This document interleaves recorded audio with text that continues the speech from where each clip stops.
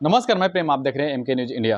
UP Hathras कांड में जो भगदड़ हुए, बाबा जो कह रहे थे कि हमारे धूल अपने माथे पे लगाओ, सारा दुख गायब हो जाएगा। उसी धूल में कई सैकड़ों जो है लोगों की मृत्यु हो गई है, कई लोग जो हैं उसमें घायल हुए हैं। अब एसआईटी की जो गठन हुई थी टीम, उसमें जो जांच एजेंसियां जो है, बाबा का नाम तक नहीं लिया गया। अब जो बाबा की तरफ से जो वकील आए हैं वो एक नया मोड़ दे दिए हैं। उनका कहना है कि अब जो उनके जो बाबा के जो चहेते हैं, जो उनका जो पॉपुलैरिटी है, उनको कम करने के लिए कुछ जो हैं बदमाश जो है उसमें शामिल हुए हैं और आंसू गैस जैसे जहरीले गैसों का उपयोग कर कर जो है पब्लिक के बीच में छोड़ा गया और इसी कारण जो है इतना बड़ा घटना हुआ है। इसी मुद्दे पर हमारे साथ बात करने के लिए पूर्व आईपीएस अमिताभ दास सर हैं। सर, अब एक नया मोड़ आ गया है, क्या कहेंगे? अब कहा जा रहा है, बाबा के वकील जो कह रहे हैं कि उसमें जो है जहरीली गैस को उपयोग किया गया है बाबा को बदनाम करने के लिए। अब कुछ दिन बाद बाबा के वकील बोलेंगे कि इसमें अलकायदा का हाथ था। तो बाबा को बचाने के लिए झूठ की खेती हो रही है और इसकी वजह ये है कि जो हाथरस वाला बाबा है, नारायण साकार हरि उर्फ भोले बाबा, ये भाजपा के बड़े बड़े राम भक्तों को लड़कियों की सप्लाई करता रहा है और इस बाबा के पास देश के बड़े बड़े राम भक्तों की सीडी है, अश्लील सीडी है, जिसकी वजह से ये देश के बड़े बड़े राम भक्तों को ब्लैकमेल करता है और इसलिए इसके खिलाफ कोई एक्शन नहीं हो रहा है। देखिए, पहले दिन से ही इसको बचाने की कवायद जारी है। आपको याद होगा ये जो एफआईआर हुआ, इसमें बाबा का नाम ही नहीं था जी।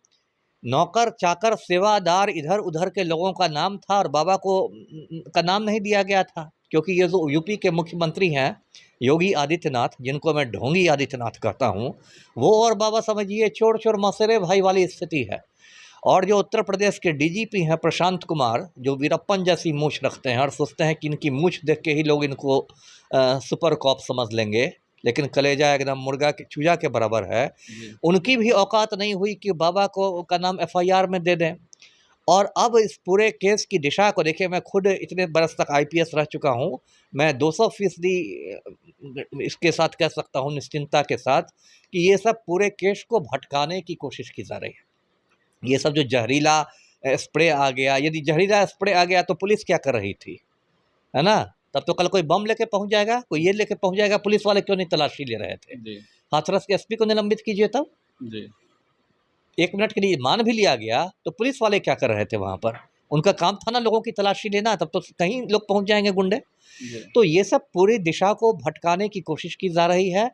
और देखिए, हाथरस में लगभग 125 लोग मरे, 113 तो उसमें महिलाएं थी, इतने सारे परिवार उजड़ गए।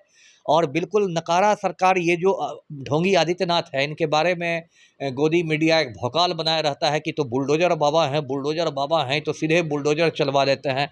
अभी बाबा के आश्रम पर क्यों नहीं बुलडोजर चल रहा है? मैनपुरी में जो इसका आश्रम है, सैकड़ों करोड़ रुपए का, वो क्या सिपाही की कमाई से उतना बड़ा आश्रम बनता है? मुझे नहीं मालूम है कि सिपाही को कितना मिलता है। ये तो बाबा पहले यूपी पुलिस में सिपाही था। इतने जो इसको अरबों की संपत्ति है, वो क्या सिपाही की कमाई, सिपाही के पेंशन से इसने बना लिया है अरबों की संपत्ति? तो साफ बात है कि 2 नंबर का आदमी है और इतना बड़ा कांड हो गया, इतने घर उजड़ गए और ये लोग इसको बचा रहे हैं। ये बड़े ही शर्म की बात है और इस पर तो मैं कहता हूँ कि सुप्रीम कोर्ट को स्वतः संज्ञान लेना चाहिए, सुओ मोटू कॉग्निजेंस लेना चाहिए और यूपी के मुख्य सचिव को, गृह सचिव को, डीजीपी को, सबको मतलब हाजिर करना चाहिए सुप्रीम कोर्ट में कि आपने क्या तमाशा बना रखा है। पहले आपने एफआईआर में उसका नाम नहीं दिया और अब ना आप बुलडोजर चला रहे हैं और ना उस पर राष्ट्रीय सुरक्षा कानून लग रहा है। ये पूरा बाबा को बचाने की एक कवायद चल रही है और वही वजह है जो मैंने बताई कि बाबा के पास बहुत सारे सीडी हैं, वरिष्ठ राम भक्तों के सीडी हैं लड़कियों के साथ। उसी के आधार पर बाबा ब्लैकमेल कर रहा है।